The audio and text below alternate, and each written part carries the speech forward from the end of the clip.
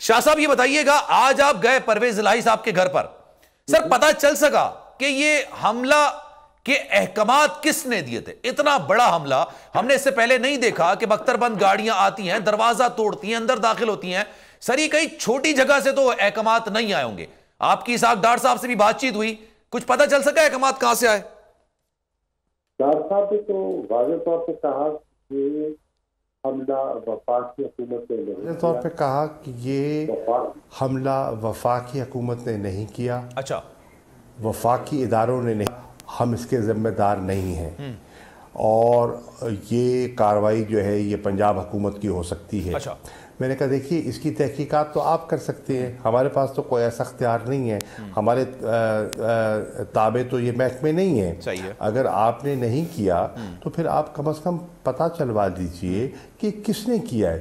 ایک طرف مذاکرات ہو رہے ہیں، ایک معاملات کو سلجھانے کی کوشش کی جا رہی ہے، اور اسی دوران پہلے اسلام آباد میں جس دن مذاکرات کی دوسری نشست ہونی تھی، ہمارے 33 کارکنوں کو گرفتار کر لیا گیا، ان سے بات کی، ان کو رہا کروایا. انہوں نے کوئی غلط کام نہیں کیا تھا، کوئی جرم نہیں کیا تھا، گاڑیوں میں بیٹھے لوگوں کو اٹھا لیا گیا. خیر ان کو رہا کروایا، اور پھر گفتگو ہوئی، گفتگو میں پیش رفت ہوئی، اور رات کو یہ واقعہ رونما ہوتا ہے. سر آپ مطمئن ہیں؟ آپ ان کی بات سے مطمئن ہو گئے کہ وفاقی حکومت اس کے پس پشت نہیں ہوگی؟ چودھری سالک صاحب کو فون کرتے ہیں اور آپ کی آواز سنائی نہیں دے رہی بھیا. سر میں یہ پوچھ رہا ہوں، آپ مطمئن ہو گئے؟ سر مطمئن ہو گئے بات چیت سے؟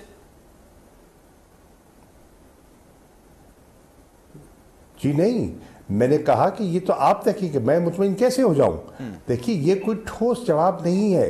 حکومت آپ کی ہے، محکمے آپ کے تابع ہیں، ادارے آپ کے پاس ہیں، یہ تو آپ تحقیق کر کے بتائیں نا، یہ کس نے کیا، یہ کون کر رہا ہے، کیوں کر رہا ہے، اس سے حاصل کیا ہوگا. جو پیش رفت ہو رہی ہے اس کو کیوں معاملات کو جو سدھارنے کی کوشش کی جا رہی ہے ان کو کون بگاڑ رہا ہے. سر یہ بات آپ کی درست ہو گئی. سر ایک سیکنڈ کے لیے میں اگر آپ سے کہوں کہ آپ اس بات کو تسلیم کر لیں کہ وفاقی حکومت اس سارے معاملے میں نہیں ہوگی. سر نگراں حکومت اتنا بڑا اقدام اٹھانے کا سوچ سکتی ہے جب نگراں وزیر اعلیٰ پنجاب ملک میں نہیں ہو، دیگر لوگ جو یہ احکامات جاری کر سکتے ہیں وہ نہیں ہو، تو کیا اتنا بڑا آپریشن کیا جا سکتا ہے؟ آپ سیاست میں بہت پرانے ہیں سر، آپ کو اس بات کا اندازہ ہوگا.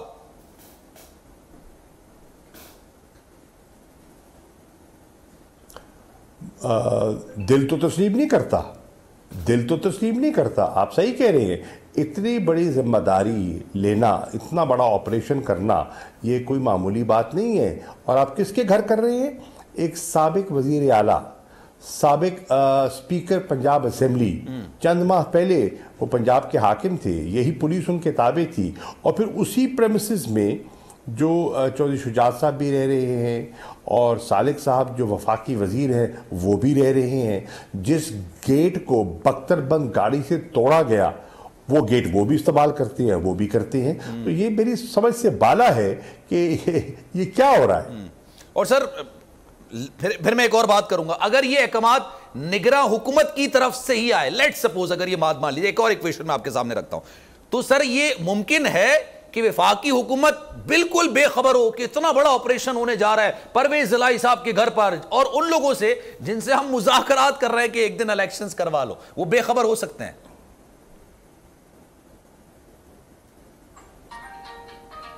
دیکھیے اگر وہ بے خبر تھے اور بے قصور ہے تو پھر کیا جن لوگوں نے یہ کارروائی کی ہے کیا ان کے خلاف وہ کوئی ایکشن لیں گے؟ پرویز الہی صاحب کے پاس پروٹیکٹیو بیل تھی. جب وہ خواتین کے زنان خانے میں داخل ہوئے ان کے پاس سرچ وارنٹ نہیں تھا. میں ان کی فیملی کو مل کے آیا ہوں، ان کی فیملی اور ان کی مونس کی اہلیہ، چودھری پرویز صاحب کی اہلیہ کو مل کے آیا ہوں. ان کے پاس سرچ وارنٹ نہیں تھے، تو پھر ایسا کیوں ہوا؟ ٹھیک ہے سر، ڈو یو ریئلی تھنک، آپ کو لگتا ہے کہ کوئی پریشر ٹیکٹک ڈالے جا رہے ہیں کہ مذاکرات میں آپ کو نہیں بیٹھنا چاہیے؟ کوئی بھی ایسی قوت، میں کسی کا نام نہیں لے رہا، لیکن ایسی قوت ہے کہ بھائی آپ پرویز الہی صاحب کو کہہ رہے ہیں کہ آپ پی ٹی آئی میں شامل ہو گئے, پریزیڈنٹ بن گئے, آپ وہاں سے ہٹ جائیں.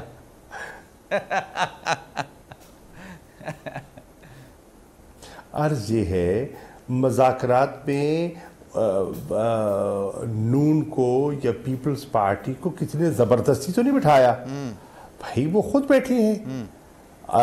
کئی دفعہ آپ دیکھیں خواجہ آصف کا بیان ہے, وہ کہتے ہیں جی مذاکرات نہیں ہوں گے, کامیاب نہیں ہو سکتے, بے ایمانی ہے. تو بھائی پھر یہ آپ اپنی حکومت کو سمجھائیں نا, آپ اپنے کولیگز کو سمجھائیں, آپ ڈار صاحب کو سمجھائیں. مولانا فضل الرحمان جو پی ڈی ایم کے صدر ہیں وہ اسے صاف انکار کر رہے ہیں. تو اگر وہ انکار کر رہے ہیں اور یہ اقرار کر رہے ہیں تو یہ گتھی کس نے سلجھانی ہے؟ ہم نے تو نہیں سلجھانی, یہ فیصلہ کریں. ہم نے تو کہا ہے کہ جہاں تک ہمارا تعلق ہے ہم چاہتے ہیں کہ آئین کے مطابق انتخابات ہوں. سپریم کورٹ نے آئین کے روح سے ایک فیصلہ کر دیا, اس فیصلے کے مطابق 14 مئی کو الیکشن ہونے ہیں.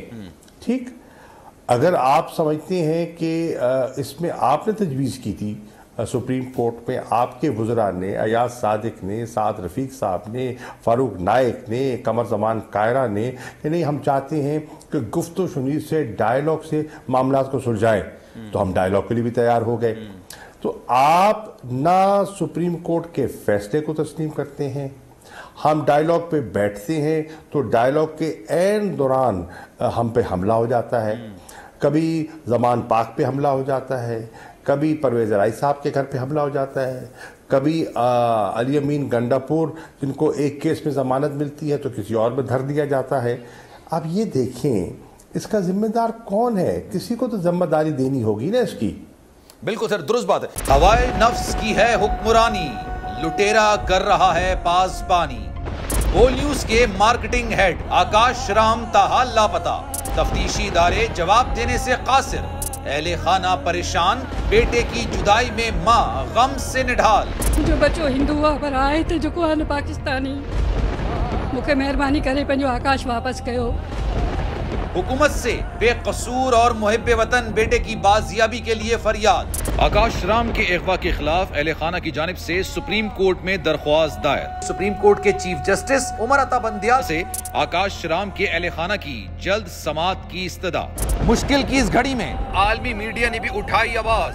CNN, آج تک, انڈیا ٹوڈے, ٹائمز ناؤ سمیت عالمی میڈیا نے آکاش رام کے اغوا کے خلاف دیا بول کا ساتھ.